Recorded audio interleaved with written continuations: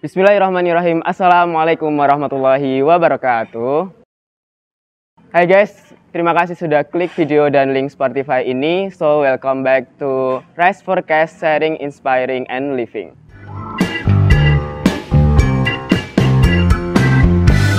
Hari ini kita akan berbincang-bincang dan saya tidak akan sendiri. Mungkin dari teman-teman yang sudah menjadi penonton dan pendengar setia dari Rise Forecast mungkin masih mengira-ngira saya ini siapa gitu, karena istilah Jawa ini tuh lagi jedul gitu ya. Nah, dan kata pepatah ini kalau tak kenal maka tak sayang. Tapi begitu kenal malah tidak sayang-sayang. Harusnya ta'aruf. Oh, harusnya ta'aruf. Berarti mungkin kita perkenalan dulu aja. Oke, teman-teman, perkenalkan, nama saya Muhammad Ahsan Hidayat. Saya dari program studi Pendidikan Agama Islam, dan saya di sini nggak sendirian nih, saya ditemani oleh Mas Sukmadi. Nah, ini saya sudah menyebutkan namanya ya. Nah, mungkin saya akan memberikan waktu kepada Mas Sukmadi untuk memperkenalkan diri. Monggo, silahkan. Baik, nama saya Sukmadi ya. Simpel, namanya nggak panjang dan nggak juga terlalu pendek. Oke, ya. Prodi saya di sini ilmu Al-Quran dan Tafsir. Alhamdulillah di UIN Raden Mas Said, Fakultas Usuluddin dan Dakwah. Ya mungkin itu sih ya, cukup. Jadi guys, Mas Sukmadi ini, beliau ini adalah seorang qori. Jadi kalau semisal nih pas Mas Sukmadi itu saya lihat lagi maju ke depan baca Al-Quran tuh, kalau udah keluar nada tilawah atau tartilnya tuh, ketika udah bayatin a'udzubillahi minasyaitonir, udah merinding semuanya. Keren sekali Mas Sukmadi itu ya. Terus kalau semisal udah nyampe tuh nada-nada yang tinggi, entah itu nada hijaz atau apa, tuh saya mungkin nanti Mas Sukmadi bisa sharing ke kita gimana cara-cara kita bertilawah untuk membaca Al-Quran gitu ya. Jadi ketika nyampe nada tinggi itu saya udah sampai wah, dia yang baca, saya yang sesak gitu ya. Malah apa ini teguran dari Yang Maha Kuasa gitu ya. Gitu. Antara kagum dan teguran. Iya, benar. Ya.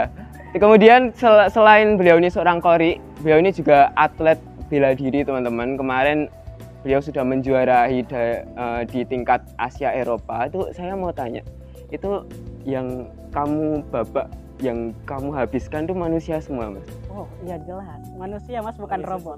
Iya, meskipun di antara itu ya banyak, semua itu kan tingkat mahasiswa ya. Jadi dari setiap perguruan tinggi itu rata-rata pada ikut. Ya, termasuk diantaranya kita sebagai perwakilan gitu. Ada juga yang dari Jakarta, yang dari Sunan Gunung Jati, itu umum. Jadi nggak cuman tingkat kampus UIN gitu. Tapi kampus-kampus umum juga pada. Keren banget sini buat para uhti-uhti ya. Dia aja bisa menjaga diri, apalagi menjaga kalian. Iya. Masya Allah. Oh ya, ini buat teman-teman ya yang mungkin mendengarkan lewat Spotify dan tidak melihat kita melalui YouTube video ya. Ini dari outfit aja ini sudah mencerminkan dua kepribadian yang berbeda, teman-teman. Ini dari atas udah pakai patches. Saya seperti ini itu saya merasa insecure, tapi pada akhirnya I'm so blessed ya, teman-teman, akhirnya saya bisa ngobrol dengan beliau. Nanti kita sharing-sharing mengenai ada deh gitu ya. Oke, mungkin nggak usah lama-lama aja ya, kita langsung aja karena nanti pada akhirnya kita akan membarokahkan waktu, begitu katanya. Masya Allah. Jangan buang-buang waktu gitu. Iya gitu. Oke. Hari ini kita sudah masuk di bulan Rabiul Awal ya, dimana idola kita, idola dari segala idola gitu ya, idola yang mungkin tidak akan pernah tereliminasi dan jangan sampai tereliminasi gitu ya, Mas. Karena tidak didapatkan dari ajang kompetisi, iya gitu ya. Beliau baginda Habibana wa Nabiyana wa Maulana Nabi Muhammad sallallahu alaihi wasallam, dimana kita memperingati bulan kelahiran beliau gitu. Nah, mungkin dari Mas Sukmadi ini juga mondok ya? Oh, insya Allah, iya. Masya Allah. Nah, bagaimana Mas Sukmadi itu memaknai Maulid ini itu seperti apa sih? Oh, jadi begini ya. Sebetulnya kalau ditanya apa sih makna Maulid gitu kan ya. Kalau dari makna Maulid itu banyak. Karena ketika kita melakukan sesuatu, apalagi Maulid, sesuatu yang baik, itu justru menjadi makna tersendiri, bukan hanya mendekatkan diri kepada Allah saja. Tapi itu adalah sebuah bentuk bahwa kita itu sangat senang sangat gembira atas kelahirannya Nabi Muhammad SAW.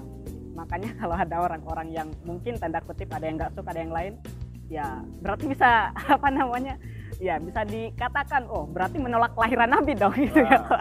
Yeah. Jadi kan begitu. Karena itu hal-hal yang biasa kita dengar dalam kehidupan sehari dan kita jumpai itu gitu ya.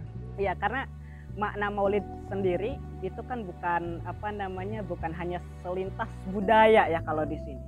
Tapi itu ada makna tersendiri karena di dalam Maulid itu tidak hanya sekedar sholawatan atau tidak hanya sekedar ceramah, tapi kan ada makna-makna lain, termasuknya kita bermunajat, doa. Yang kadang apa namanya maknanya itu orang-orang yang dulu jarang apa namanya kayak dengerin ceramah atau jarang-jarang bersolawat, tapi karena adanya Maulid setidaknya tahun sekali ada gitu ya. Pada akhirnya ada. Ya, masuk.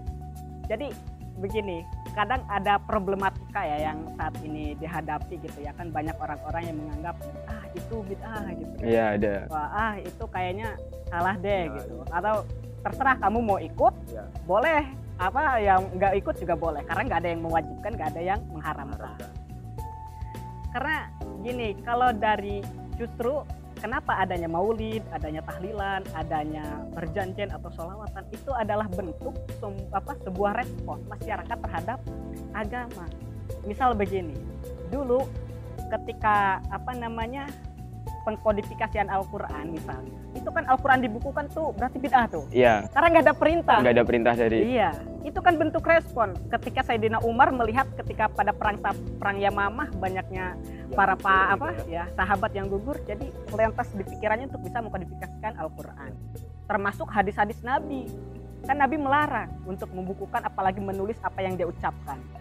Tapi Umar bin Abdul Aziz itu kan membukukan hadis-hadis, tapi itu untuk kemaslahan umat.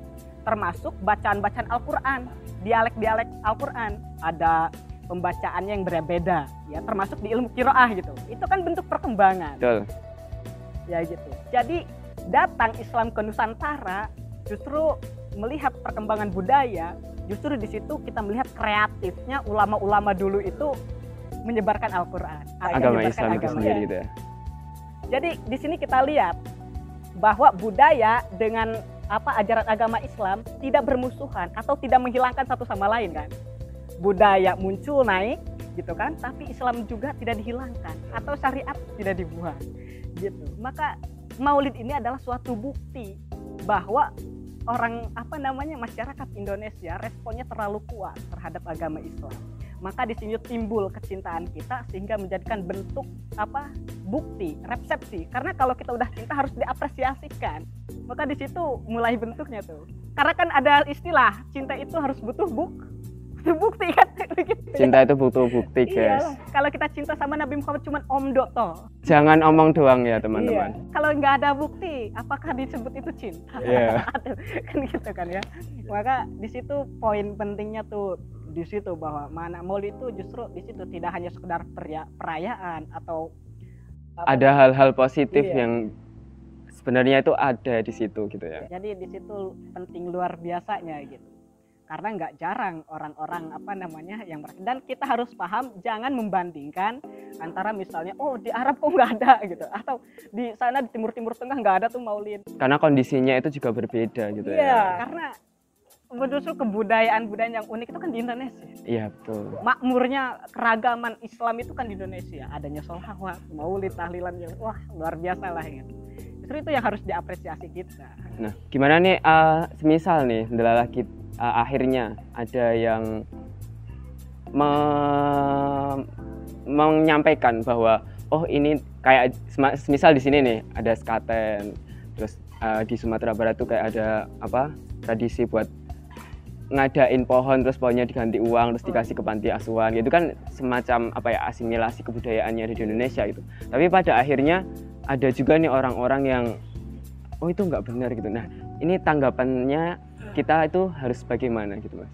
Ya, jadi kalau kita melihat perbedaan dari segi itu, jadi yang kita lihat itu bagaimana orang mengapresiasikan sebuah budaya itu tanpa menghilangkan syariat Islam. Itu yang harus kita lihat tuh. Apakah itu mempengaruhi akidah kita atau tidak gitu ya? Atau tidak. Ya, misal seperti Maulid. Kalau Maulid dianggap bermasalah, itu kan justru sesuatu hal yang menurut kita kurang pas. Karena di dalamnya itu tidak ada unsur yang menghilangkan syariat Islam. Karena di dalamnya yaitu mengaji salah yang lain. Begitu budaya-budaya yang lain justru misal meskipun bentuk apresiasi budaya atau menuangkan cara budaya seseorang itu beda-beda. Budaya Jawa, budaya Sumatera, budaya yang lain itu beda-beda. Tapi tetap kalau misalkan isinya masih mengandung yang sama, itu tidak ada menjadi permasalahan sebetulnya. Cuman emang begitu kan prinsipnya, masa semua harus disamaratakan? Kan nggak mungkin gitu ya teman-teman. Mungkin itu kembali lagi sih, pada akhirnya kita tidak bisa menyamakan satu pikiran kita sama dengan orang lain, tapi mungkin kita bisa untuk mencoba membukakan pikiran gitu ya. Yang penting kita paham, maka itu perlu penting ada ilmu pengetahuan, antropologi, budaya, sama kalau kita selalu berpegang sama Al-Quran dan hadis, ya justru nanti akan mempersulit kehidupan kita kan, gitu. Karena nggak semua yang kita lakukan itu sesuai dengan hadis atau sesuai dengan Al-Quran. Nah ini ibaratnya gini deh, kalau semisal nih ada sungai, ini ada dua daerah, ada pembangunan tol gitu buat melewati sungai. Kalau semisal tol itu bertujuan buat biar teman-teman atau masyarakat itu bisa untuk misalnya ibadah ke sana, itu kan nggak apa-apa ya. Tapi kalau semisal tol itu dibangun buat dan ini narkobanya bisa saya edarkan dengan cepat gitu, nah itu kan jadi tidak boleh gitu ya. Itu teman-teman. Karena ada yang penting. Jadi hukum dalam agama Islam itu berkembang sesuai daerah atau sesuai dengan respon masyarakat masing-masing. Imam Syafi'i kan memberikan fikih misal ke kita bahwa khamr itu haram kan ya. Tapi nanti kalau andaikan berbeda ketika Imam Syafi'i misal berdakwah ke daerah kutub, padahal itu posisinya mungkin beda hukumnya begitu. Jadi seperti itulah kira-kira. Kita beda ruang, beda tempat gitu ya. Beda juga. Seperti itu. Oke. Ada nggak sih misal Mas Sukmadi ini kan dari pondok, ada nggak sih yang bisa di-share ke teman-teman kayak apa aja sih yang bisa kita lakukan, amalan apa aja yang bisa kita lakukan di bulan Maulid ini seperti itu? Kalau di bulan Maulid ya amalan ya. Kalau salah satunya sih bentuknya sih ya, salah satunya amalan yang paling saya kuat ya, sebisa mungkin di antara bulan Maulid kita minimal hadir lah, meskipun cuma satu kali. Ya, karena itu bentuk rasa cinta kita. Karena ya Nabi kan pernah berpesan kalau orang-orang yang cinta apalagi bersolawat kepada kita, ya maka insya Allah di hari esok ketika di hari di alam gitu kan, di alam yang berbeda, di alam barzah atau di akhirat, insya Allah akan dipertemukan, ditolong ada syafaatnya. Ya minimal itu satu gitu. Di bulan ini loh ya, 1 bulan gitu kan. Masa nggak bisa hadir gitu. Ya, meluangkan waktu lah seperti itu. Kalau misal ada pengajian atau apa, datang aja. Ya minimal kalau ketika sudah hadir, yang tadinya kita malas berzikir ya bisa berzikir. Kita malas bersolawat ya kita bisa bersolawat. Betul, seperti itu teman-teman. Ya itu amalan yang paling kayaknya ya bisa dilakukan lah ya kalau 1 bulan bisa. Yang kedua itu biasanya untuk kita keseharian biar rezeki kita lancar. Itu biasanya kita setiap subuh seperti itu membaca surat Al-Waqiah. Karena itu ada di tafsir syarahnya surat Al-Waqiah juga. Ya, karena itu asbabun nuzulnya itu ya ketika kalau nggak keliru itu sahabat Ibnu Mas'ud ketika beliau sakit ditanya oleh seorang Utsman bin Affan, ya beliau itu ditanya, "Kenapa kamu sakit?" gitu kan. Ketika ditengok sakit, wah, ditanya. Ya, ini jawabnya yang luar biasa ini Ibnu Mas'ud. "Kenapa kamu sakit?" gitu kata Utsman bin Affan. Ibnu Mas'ud cuma jawab, "Aku nggak sakit. Aku tuh sedang banyak dosa." Itu luar biasa kan ya, jawabannya itu ya kan. Aku tuh nggak sakit, cuman banyak dosa aja. Makanya ada istilah kalau orang sakit katanya sedang digugurkan dosanya. Seperti itu. Makanya itu ketika mau dibawa berobat itu nggak mau. Dikasih uang pun itu sama Utsman bin Affan nggak mau. Karena apa? Karena Ibnu Mas'ud itu sudah menjamin beliau ketika baca surat Al-Waqiah maka akan dijamin seluruh keturunannya akan dihidupi Allah Subhanahu wa taala. Jadi beliau nggak butuh harta. Maka itu di situ makanya ada istilah kalau kita baca surat Al-Waqiah itu buat lancar rezeki kayak begitu. Kayaknya itu kayak dijadikan kebiasaan. Iya, jadi kebiasaan. Maka itu cepet Juga berapa menit sih buat ngabisin satu surat itu kan? ya paling kan surat itu kan terbilang pendek. Pendek ya. Itu sih kalau di bulan sekarang, apalagi bulan Maulid ya, lagi naik-naik ke tingkat keimanan kita gitu ya, itu cocok banget lah. Ya sehabis sholat subuh diluangkan waktu sekitar 5 menit 7 menitan cukup. Seperti itu. Mungkin dari teman-teman setelah ini dari apa yang disampaikan Mas Sukmadi bisa apa ya, menjadikan teman-teman bisa menggugah gitu. Mungkin bukan teman-teman juga, saya sendiri juga seperti itu gitu ya Mas. Nah, Mas Sukmadi ini kan dari pondok. Kata dosen-dosen, kata guru-guru saya itu kalau jenengan itu ke pondok biasanya ibadahnya itu terjaga begitu. Aduh. Gitu ya. Karena benar-benar padat nih, jam segini harus ini, jam segini harus ini. Kalau enggak ini nanti ada ini, dapat ini gitu ya. Iya, berarti kembali. Subuhnya jam 9. Subuhnya. Oke. Menteri itu asli tuh, subuhnya itu pasti kodok. Oke, siap. Mas Sukmadi mungkin sebagai seorang qori bisa apa sih yang menjadikan Mas Sukmadi itu termotivasi untuk belajar mengenai Al-Quran, menjadi seorang qori, menghafal beberapa surat, mungkin sudah berapa juz?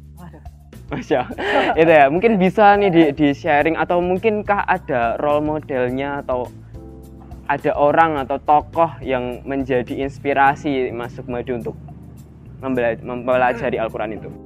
Iya. Kalau aku sih motivasi tokoh ya sederhana, dari Umar bin Khattab. Umar bin Khattab. Iya, kenapa? Umar bin Khattab itu masuk Islam itu kan udah besar ya. Tampan dan berani. Iya, tampan dan berani. Beliau tuh sukanya bunuh orang kan ya. Iya. Cuman ketika dengar Al-Quran itu lulus sampai masuk Islam. Iya. Makanya itu, masa aku yang udah Islam sejak awal, udah kecil, belajar Al-Quran, masa belum begitu tertarik sama Al-Quran? Kayaknya merasa berdosa banget. Saya juga merasa. Logikanya kan gitu. Iya. Umar Khattab yang sebegitu gitu, bahkan udah besar gitu. Dengar Al-Quran baru dengar loh, belum baca ya.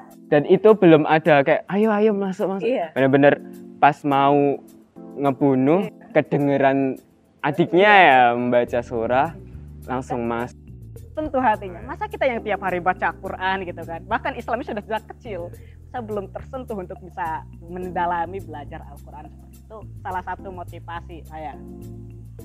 Kalau buat ditanya udah berapa juz, wah saya nggak hafal Quran sebetulnya ya maksudnya nggak 30 juz juga, tapi insya Allah ada beberapa hafalannya. Nah gitu ya, karena kenapa selain kita harus menghafal, karena kan ibaratnya begini, kalau kita lahir itu kan belum hafal Quran. Nah gitu, setidaknya kalau kita pulang atau enggak kita mati itu kita bawa hafalan. Masa enggak ada yang dibawa? Masa enggak ada yang dibawa? Meskipun ya satu surat lah ya, kali kelas kayak gitu. Apalagi ada yang memberatkan bahwa dunia itu cuma sementara aja. Kita tuh datang sini tuh minum kok aja ya kan. Iya. Masa iya balik? Ya, masa pulang nggak bawa apa-apa kan, ya gitu. Kan? Ya begitu kan, masa waduh apa yang mau dilaporkan gitu. Ya, apa yang dilaporkan teman-teman. Ya kan 40 tahun kita ngapain aja. Iya, itu perlu dipertanyakan. Buat teman-teman sekarang sudah umur berapa ya, monggo bisa. Bukan teman-teman saya juga seperti itu ya. Iya. Ya begitu. Oke. Jadi ya apa namanya, dan dari guru-guru saya yang ada, katanya ketika kamu mempelajari Al-Quran, apa namanya, bukan hanya sekedar kita akan diberikan rahmat saja atau akan ditinggikan derajatnya. Ini salah satu bentuk motivasi juga. Tapi di setiap langkah kehidupan itu akan menunjukkan ketenangan hidup. Gak sebegitu panik gitu. Menjalani hidup kita itu ya slow, tenang. Jadi meskipun ada masalah seberat apapun, kita seakan-akan masalah itu ringan. Ada aja yang dipermudah oleh Allah gitu ya. Ada aja. Ngalir tapi jelas ngalirnya tuh kemana tuh jelas, nggak yang ngalir tapi nggak tahu mau kemana gitu ya gitu kan. Oke. Motivasinya itu dari gurunya. Iya.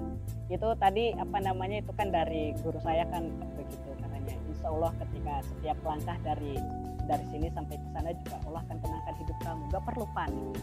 Ya, bahkan mau kuliah ke sini juga, kuliah ke sini kan jauh kan ya. aku kan ditinggal ayah itu SMP. Nah, jadi nggak ada biaya nih buat kuliah. Guru aku tuh cuman bilang simpel itu, cuma nggak usah panik karena Allah di Banten dengan Allah yang di sini tuh sama. Sama ya. Ya, jadi Iya benar. Iya kan? Iya benar kan? Jadi nggak perlu panik kalau kamu kehabisan rezeki, nggak perlu panik kamu nggak bisa makan, begitu bilangnya. Oh, ternyata sampai sekarang kerasa gitu. Dan itu berkat Al-Quran itu yang saya bawa, meskipun cuman hanya beberapa ayat, tapi alhamdulillah dari Al-Quran itu ya ada saja keistimewaan atau rezeki-rezeki yang ada bisa sampai saat ini untuk mencukupi kebutuhan. Mungkin ada tips untuk teman-teman, terutama para pemuda juga saya terutama ya, gimana ya cara kita tuh, sebenarnya kuncinya itu kan istiqomah, iya kan? Tapi gimana cara kita untuk menuju ke istiqomahan itu gitu? Iya, emang istiqomah itu kan berat. Berat sekali. Tapi kata Dilan katanya rindu yang berat. Aduh, Dilan bisa hubungi nomor di bawah ini. Enggak. Kata para penghafal Quran atau para Koreo gitu, atau para kata hafizoh ya, hafizoh ya, yang berat itu istiqomah katanya. Waduh. Ya, tips ya. Biar apa nih? Biar bisa untuk menuju ke istiqomah dulu nih. Menuju ke istiqomah dulu ya. Ya yang pertama ya dari diri sendiri dulu lah. Ya kan nggak mungkin ya dari orang lain. Meskipun kadang motivasi itu hadir dari orang lain. Tapi yang paling kuat dari diri sendiri. Karena ya percuma kalau kita punya tujuan juga, kalau nggak diniatkan benar-benar ya maka hal itu akan sia-sia saja.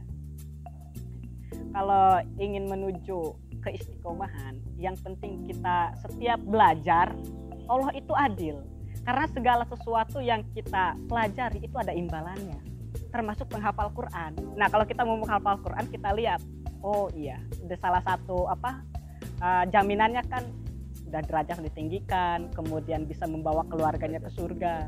Nah itu yang menjadi sebuah motivasi besar sehingga orang itu akan terus istiqomah. Biasanya seperti itu. Jadi begitu ya teman-teman, istiqomah. Istiqomah lah. Istirahat di rumah. Istirahat di rumah, bukan istirahat di rumah. Istirahatnya tapi sambil murajaah, Masya ya, Allah. Gitu ya teman-teman ya. Oke. Oke gitu. Di rumah. Oke. Ini aku juga mau sharing nih Mas Sukmadi. Jadi ada nih temanku, itu teman Man. Aku kan dari Man ya. Nah ada temanku itu yang sebenarnya dia tuh mau mondok gitu. Tapi karena kondisi dan lain-lain, akhirnya dia nggak dibolehin nih untuk mondok sama orang tuanya. Tapi dia sharing ke aku kayak, sebenarnya San, kita itu bisa buat habit sendiri. Pada akhirnya dia itu di rumah itu dia nge-training dirinya itu juga seperti di pondok. Jadi dia tuh tanya, iya, jadi dia tanya nih kayak, ini kalau di pondok tuh kalau misal jam segini tuh harus udah bangun, harus udah tahajud, harus udah ini. Nah dia ngetrain di situ. Nah mungkin jadi memanage waktunya sendiri. Ya mungkin buat teman-teman yang pengen ke pondok buat biar fokus belajar tapi nggak dibolehin, ada kok cara lain gitu ya. Oke, mungkin dari Mas Sukmadi ada nggak sih pesan untuk teman-teman dari terutama anak-anak muda ya, buat at least adalah untuk itu loh, masang belajar Al-Quran itu juga ada di daftar prioritas mereka. Iya. Karena kan sesuai yang kita lihat kan, iya, kayak benar. Udah kalau udah gini tuh udah susah ya kan. Sosial media susah. Ya justru sekarang itu yang paling berat itu tantangan saat ini, problematika yang kita hadapi, bagaimana ketika cara kita melawan rasa nafsu kita nih yang besar ya. Apalagi sudah ada, wah ini sih kalau guru saya lihatnya ini setan gepeng. Iya, iya kan. Setan gepeng ini katanya ya begitu. Karena ya suka mengganggu aja. Suka mengganggu. Ketika fokus lagi baca buku atau lagi ngapal, kalau udah ada setan gepeng di sini nih, udah pasti baru 1 menit 2 menit udah kesini lagi. Mungkin ini bisa Iya. Maka salah satu triknya ya usahakan kalau misalkan kita mau belajar misalnya atau mau menghafal, usahakan ini ditaruh sejauh mungkin. Atau jangan dibawa sekalian. Jangan dilihat. Iya, jangan dilihat karena saya yakin kalau ngapal buku di sampingnya ada setan gepeng, udah 5 menit selesai baca bukunya, 1 jam di sini. Bukan hanya baca Al-Quran, baca buku aja kayak gitu ya. Apalagi baca Al-Quran gitu. Ya, apalagi mau tiap waktu. Buat mengistiqomahkan 1 ayat per hari aja susah. Iya. Iya kan? Maka itu jadi buat refleksi atau buat motivasi juga buat teman-teman misalnya di rumah, buat bisa menghafal Al-Quran itu suatu keutamaan yang luar biasa. Bukan bid'ah ya. Bukan bid'ah. Oke. Ya takut. Aku tak minum sel lah. Ada yang bilang gitu lagi. Iya. Ya, karena dari dulu emang budaya menghafalkan Al-Quran itu sudah ada. Bahkan sejak para sahabat justru lebih kuat hafalannya dibanding kita. Ya begitu. Jadi motivasi terbesar buat teman-teman itu jangan pernah bosan. Karena kenapa? Kita harus sadar sebagai umat muslim, ya setidaknya meskipun banyak di antara pengajaran Al-Quran itu tidak hanya baca ya, harus mengajarkan atau menafsirkan atau berdakwah gitu ya, dan yang lainnya. Yang paling dasar itu membaca, meskipun tidak menghafal. Nah itu, jadi jangan sampai kita kecewa ketika kita misalnya sudah tidak diberikan kesempatan lagi hidup di dunia, belum sempat baca loh ya. Itu baca belum menghafal misalnya, karena ya kalau kita sudah ketagihan membaca pasti menghafal. Itu rumusnya kan begitu. Gak mungkin kita ngafal dulu. Ya yang penting kita mau membaca dulu. Itu kan hal yang mudah gitu. Iqra. Nggak tahu artinya.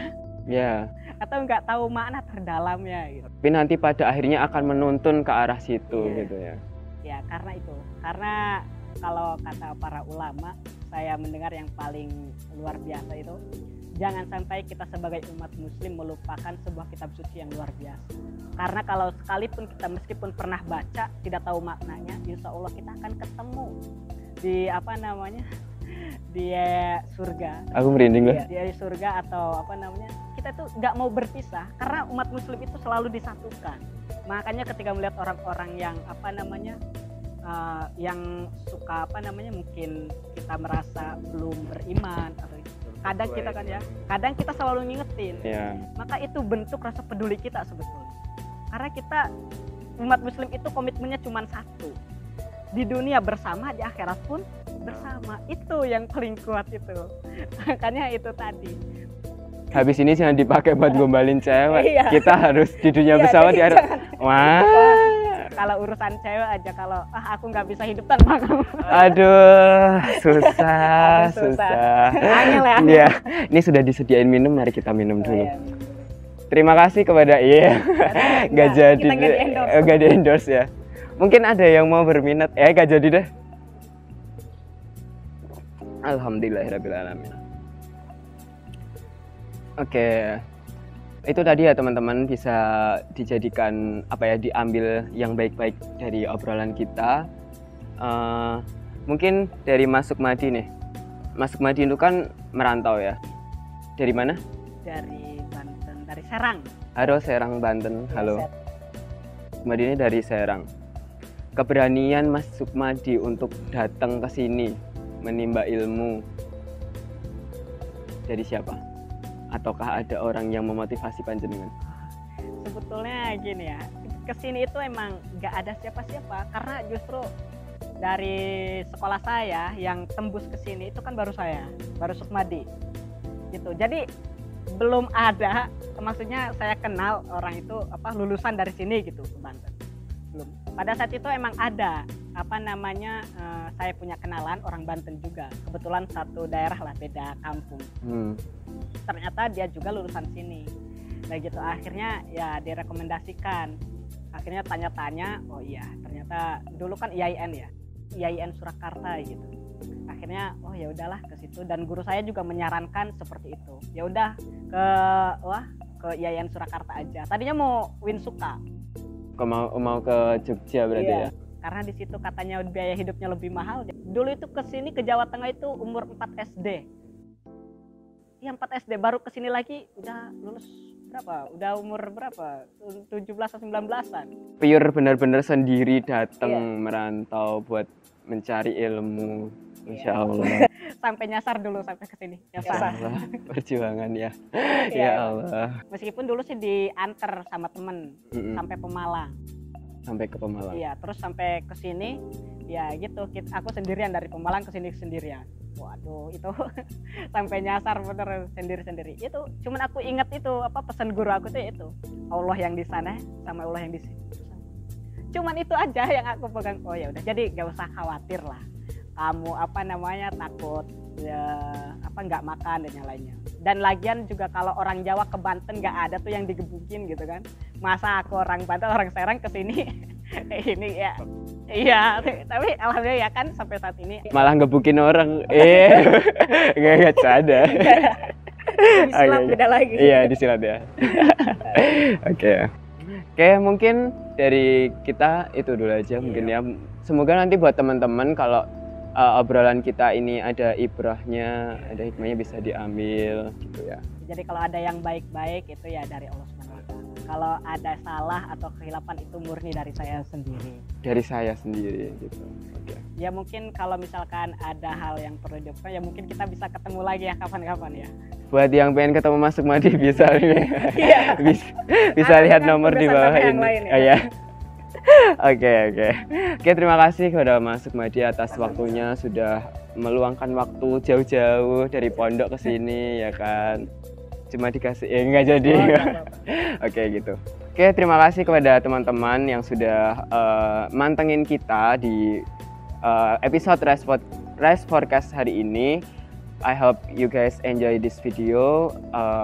Jangan lupa like, comment, share, subscribe, dan nyalain lonceng notifikasinya karena kita tidak sabar untuk bertemu kalian lagi. Wassalamualaikum warahmatullahi wabarakatuh.